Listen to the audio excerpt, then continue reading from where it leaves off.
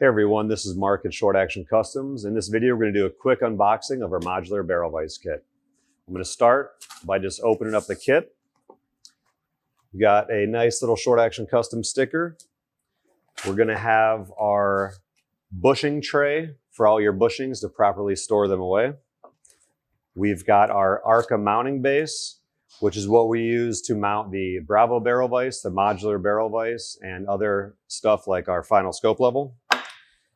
If you carefully pull out the Modular Barrel Vise assembly, there's going to be bushings. I'm going to go ahead and slide those out.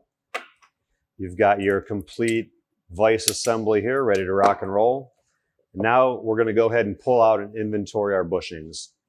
We're going to start with these two here. These are the inch 250. This is probably one of our most popular bushings. We use these for MTU and Remington varmint contours. We got an inch 250 contour up by the barrel tenon and the action. So I'm going to go ahead and stow those away into the tray.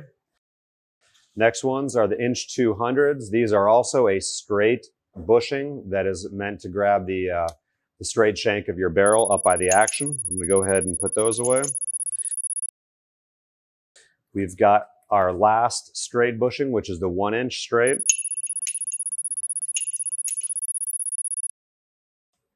We now are getting into our tapered bushings. This is the 925 to 930.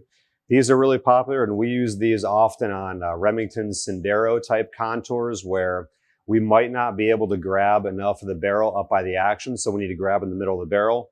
So these two tapered ones work extremely well for that.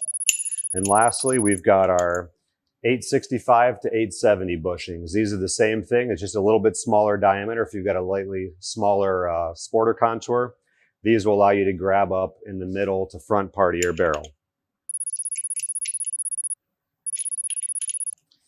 With the ARCA mounting base, it's very simple to install. There's just a 4-inch on-center hole spacing, and it's 1 inch from the side. So you just mark that on your bench top, drill 2 half-inch holes, and this is set up for half-inch cap head screws. And then you can just add nuts and washers on the bottom.